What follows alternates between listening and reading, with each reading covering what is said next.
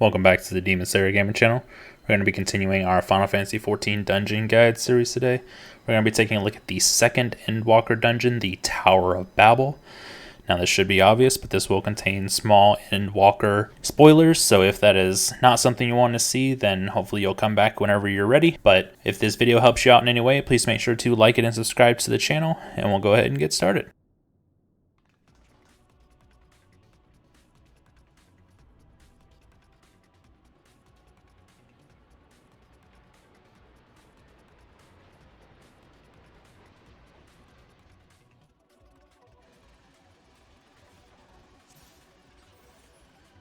Starting off for the first pool here, the Babil Nimrod does have an AoE that it will shoot out if you do not have a white mage stunning them like I do.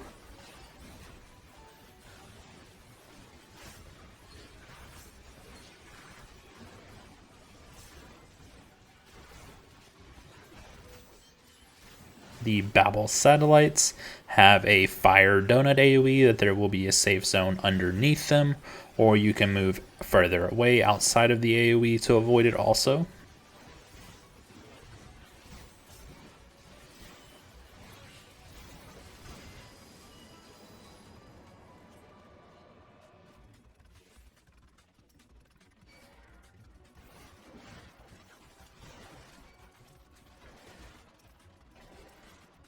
The Reaper has a circular AoE, it'll target at a random party member.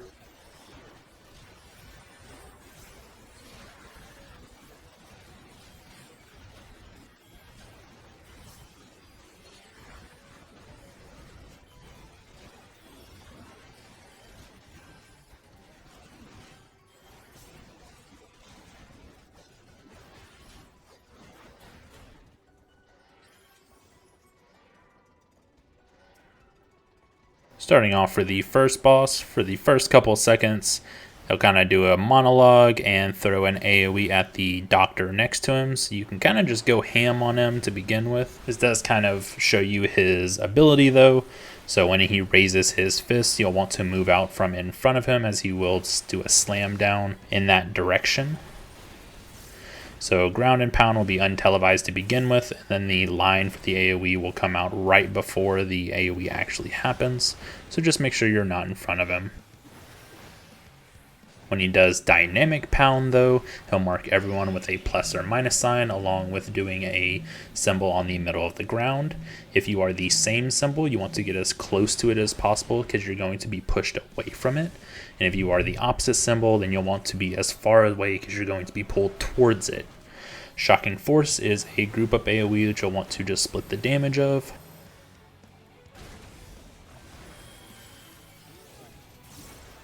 When he moves to the center of the platform, begins casting Dynamic Scapplane.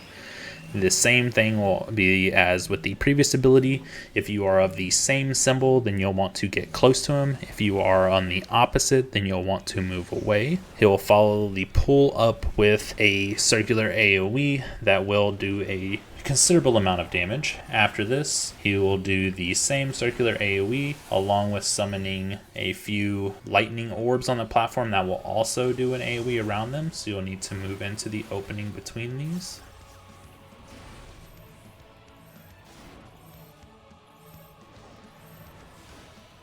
The next time he does ground and pound, he will do it a few times in quick succession, so just continue to move out from in front of him.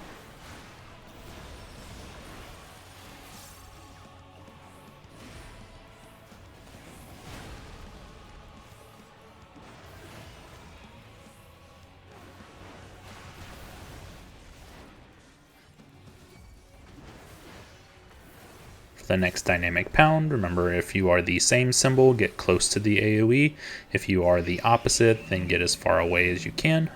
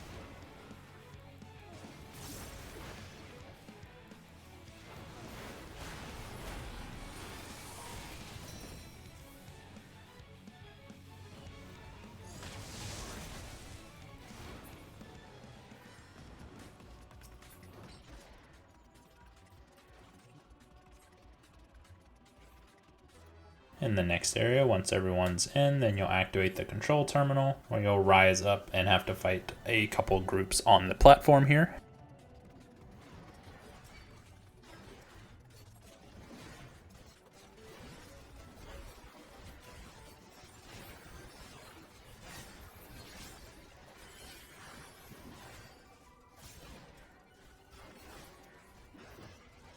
There was my experimental jump to see if you could fall off, which you cannot, so rest assured. The Sky Armors have circular AoEs they can shoot out at random party members.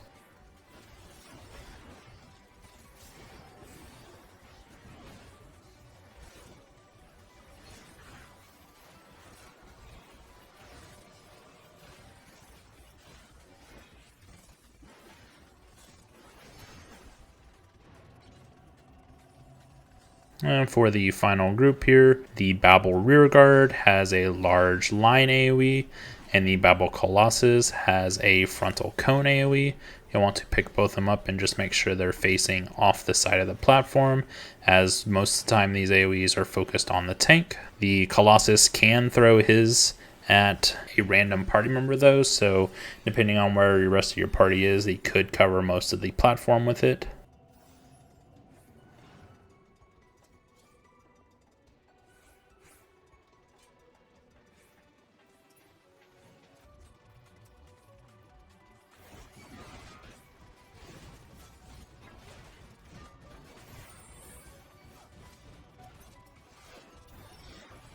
For this group here, if you do not have a white mage stunning them, they do each have AoEs that they can throw out, so you'll want to just keep an eye out and move out of these.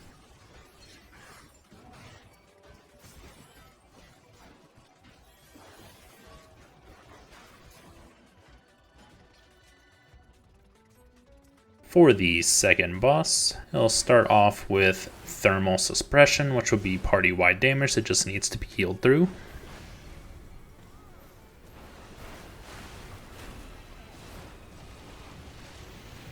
Magitech Missile will summon several circular AoEs on the platform that you'll just need to move out of, centered on different party members. Magitech Ray will be a large line AoE that he'll cast on a random party member.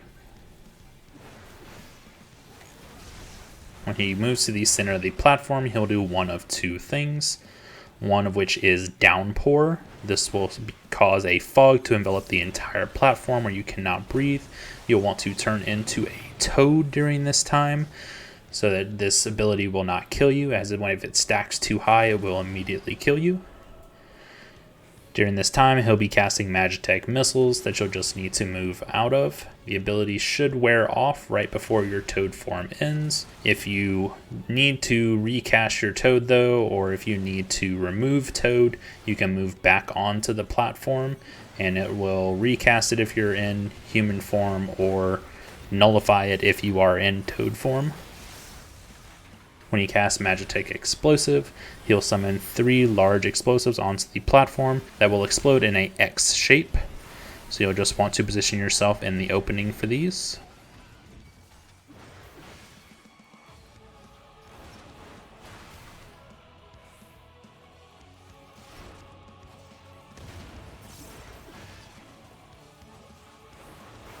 The other ability he can cast when he moves to the middle is Magitech Chakram.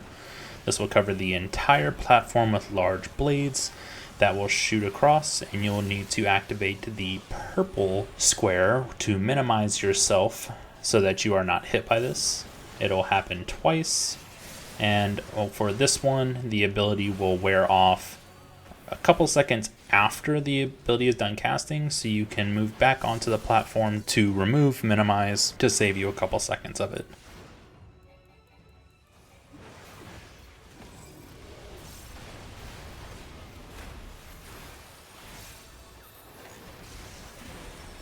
After this, he'll follow up with Suppression and Magitech Ray, so you'll just need to heal through Suppression and move out of the AoE from the Ray, followed by the Explosives, which will explode in their cross-shaped AoEs, so you'll just position yourself accordingly for this. If he moves back to the platform again for a third ability, he'll replicate the first one that he cast, so you should be able to adequately guess which one is coming.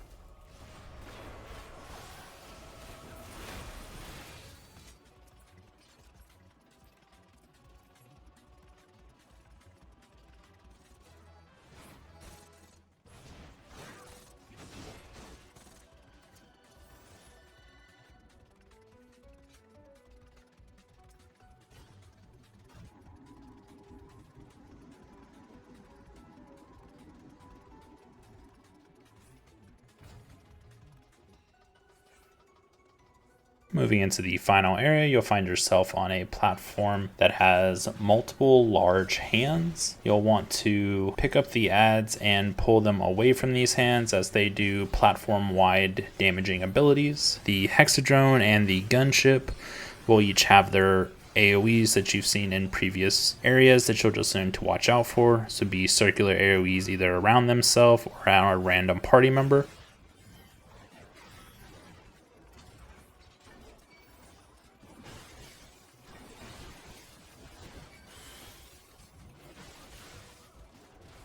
The armored weapons will have circular AoEs that they can shoot at random party members, and the hypertuned specimens will have line AoEs that they can aim at random party members.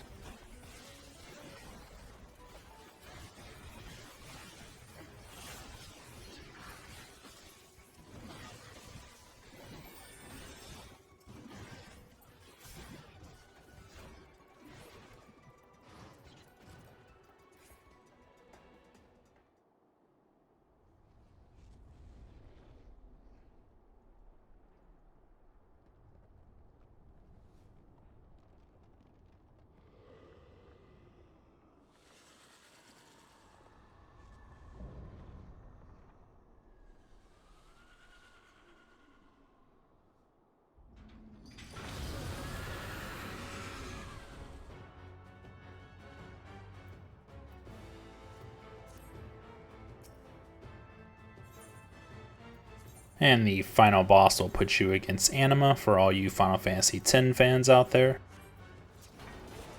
The boss will be in a stationary location throughout the entire fight, and you will just need to be moving around the platform to avoid different abilities.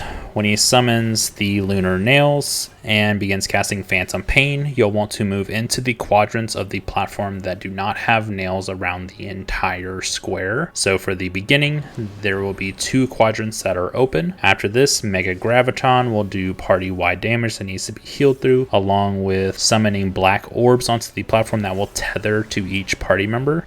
You'll need to move away from these far enough that the line goes completely straight instead of having the arrows on it. This means that it will not suck you actually into the orb itself.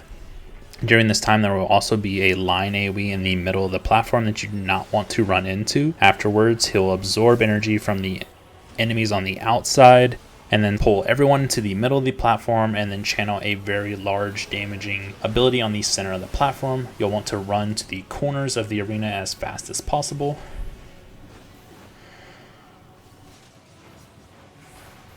When he casts Imperatum, then he will stun everyone, causing you to go into Anima's dimension, where you'll need to fight the underside of him.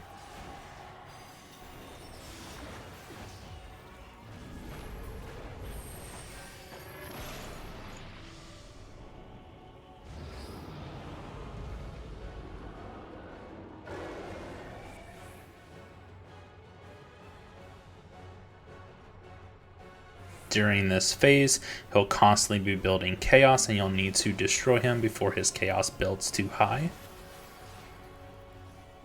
When he casts Obliviating Claw, claws will spawn on one side of the platform in designated areas. Then they will shortly spawn on the other side of the platform in different areas. You'll want to position yourself in the opening of the first claws that spawned. And then after those AoEs go off, you can move into the opening of the second claws.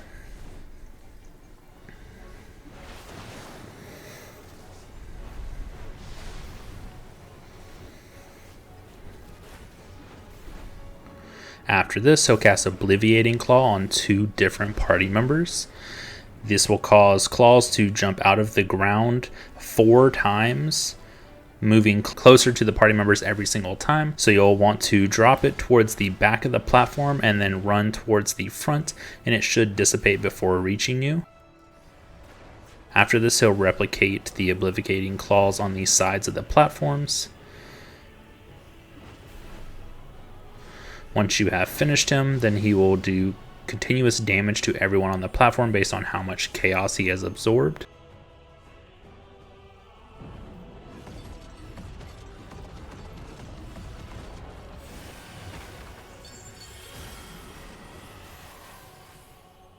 This will throw you back onto the regular platform with Anima. At this time, his enmity will be reset, so you'll want to be careful with going ham from the very beginning till your tank gets aggro again. He should immediately cast Boundless Pain, causing everyone to be pulled to the center of the platform, where you'll need to run to the corners as soon as possible.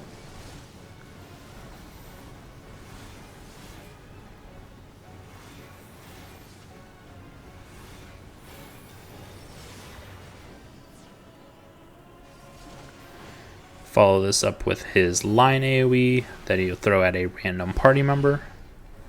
And then the Lunar Nails. This time there will only be one safe zone for the Lunar Nails, so you'll want to look for the quadrant of the arena that does not have a nail around all 4 sides.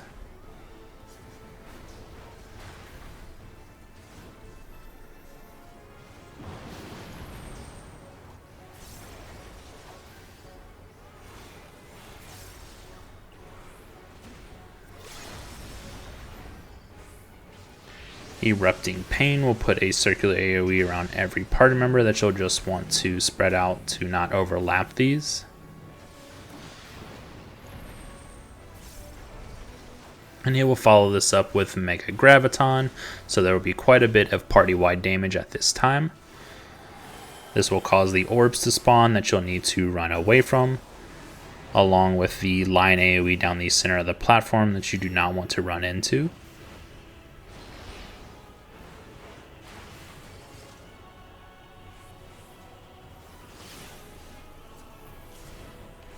Follow this up with another Erupting Pain.